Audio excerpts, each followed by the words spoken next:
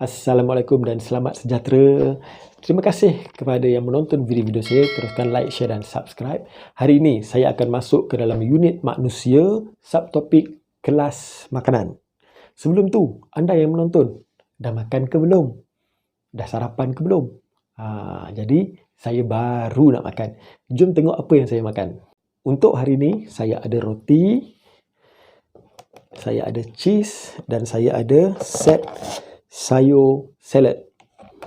Dan tak lupa juga, saya ada air mineral untuk diminum selepas makan. Bismillahirrahmanirrahim.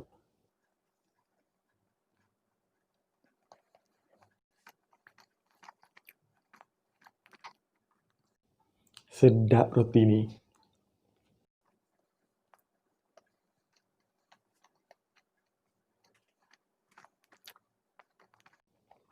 Oops, sorry. Okey, sorry. Kita kembali kepada video pengajaran. Adakah makanan yang saya tunjuk tadi, makanan yang berkhasiat? Adakah makanan-makanan yang saya tunjuk tadi sesuai untuk kita makan setiap hari? Itu yang kita nak belajar di dalam kelas makanan. Kelas makanan terbahagi kepada 7 kelas ataupun 7 kumpulan. Kumpulan yang pertama ialah kumpulan karbohidrat. Kumpulan karbohidrat ini berfungsi untuk memberi tenaga.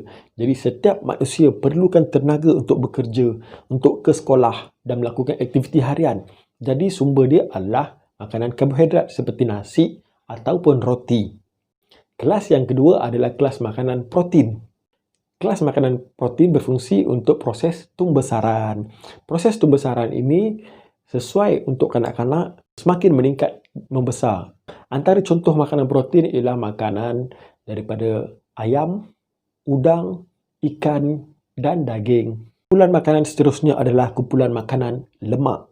Kumpulan lemak ini berfungsi untuk memanaskan badan. Contoh makanan lemak ialah minyak dan juga keju.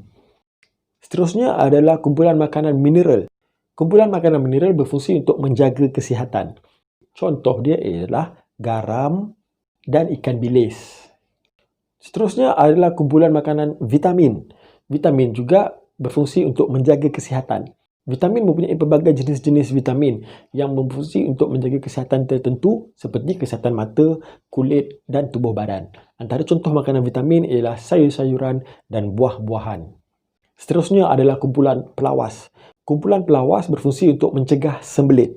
Sembelit ialah masalah sukar dan susah untuk membuang air besar sehingga menyebabkan sakit perut dan najis susah untuk keluar. Jadi dengan pengambilan pelawas, dia memudahkan dan mengelakkan kita daripada terkena sembelit. Contoh makanan pelawas ialah buah-buahan dan sayur-sayuran.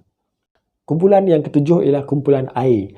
Pengambilan air ialah untuk mengawal suhu badan. Contoh dia ialah air minuman, air mineral dan jus buah-buahan. Setelah kita tahu 7 kumpulan tadi, yang manakah makanan kita kena ambil dengan kuantiti banyak? Yang mana pula makanan yang kita ambil sederhana? Dan yang mana pula makanan yang kita kena ambil sikit je? Itu yang kita nak belajar dalam tajuk seterusnya, iaitu makanan seimbang. Makanan seimbang biasanya dikaitkan dengan piramid makanan. Piramid makanan disusun dengan bahagian atas adalah bahagian yang kita perlu ambil sedikit sahaja. Bahagian yang perlu diambil dalam kuantiti yang sedikit ialah makanan seperti lemak, garam, gula dan minyak. Kerana sekiranya kita mengambil berlebihan bahan-bahan ini akan menyebabkan kita mendapat penyakit seperti darah tinggi, diabetes dan meningkatkan kadar kolesterol dalam tubuh badan kita yang boleh menyebabkan kita menjadi gemuk dan obesiti. Seterusnya ialah makanan yang perlu ambil dalam kuantiti sederhana. Makanan yang kita perlu ambil dalam kuantiti yang sederhana ialah ikan, udang, ayam, daging, kekacang dan produk telusu. Kebiasaannya dalam kumpulan ini adalah kumpulan protein yang mana kita memerlukan makanan ini sebagai proses tumbesaran kita. Seterusnya ialah makanan yang perlu diambil dalam kuantiti yang banyak. Contoh dia ialah makanan buah-buahan dan sayur-sayuran. Kenapa perlu banyaknya buah dan sayur ini adalah untuk mencegah sembelit dan sebagai vitamin. Tubuh badan kita memerlukan vitamin semula jadi yang ada pada tumbuh-tumbuhan dan sayur-sayuran. Aras yang seterusnya ialah aras yang perlu diambil dalam kuantiti yang secukupnya, iaitu makanan seperti nasi, mi, roti, bijirin, dan ubi-ubian. Yang mana makanan seperti ini biasanya adalah daripada kumpulan karbohidrat. Makanan ini perlu diambil secukupnya kerana makanan ini akan membekalkan tenaga kepada kita. Sekiranya makanan ini kita ambil berlebihan, dia juga akan menyebabkan badan kita menjadi kegemukan dan obesiti.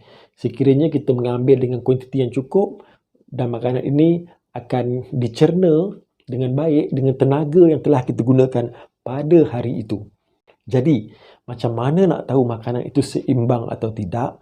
Pastikan dalam pemakanan kita mesti mengambil satu menu karbohidrat seperti nasi, mesti ada protein seperti ikan, mesti ada sayur-sayuran, mesti ada buah-buahan, mesti ada air dan sedikit lemak. Jadi kalau pengambilan ini ada dalam set makanan kita, maka itulah makanan seimbang yang perlu kita kekalkan. Jadi, apa kesan dia kalau kita makan tidak seimbang?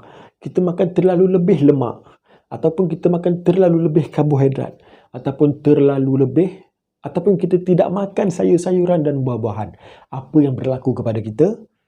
Yang pertama, sekiranya kita makan terlalu banyak makanan-makanan lemak, makanan-makanan karbohidrat, badan kita akan menjadi gemuk, badan kita akan mendapat obesiti dan mudah terdedah kepada pelbagai lagi penyakit. Yang kedua, apabila kita terlalu banyak ambil makanan-makanan yang manis, gigi kita akan mudah rosak dan badan kita akan lebih mudah untuk mendapat pelbagai penyakit seperti kencing manis. Dan seterusnya, jika kita tak makan sayur atau tak makan buah, kita akan kekurangan vitamin dan mengalami masalah susah nak buang air besar sebab kita kurang pelawas dalam badan kita. Jadi, setelah kita tahu makanan mana yang perlu ambil banyak, sederhana dan sedikit, dan apakah cara untuk menjaga tubuh badan kita dengan baik, lebih baik kita amalkan cara pemakanan yang sihat supaya tubuh badan kita sihat sehingga kita tua nanti. Ingat, tubuh badan kita nak pakai lama. Amalkan gaya pemakanan sihat, gaya hidup sihat, insya-Allah badan kita akan sihat. Itu sahaja untuk video pada kali ini. Teruskan like, share dan subscribe. Kita jumpa lagi untuk video akan datang. Assalamualaikum. Bye-bye.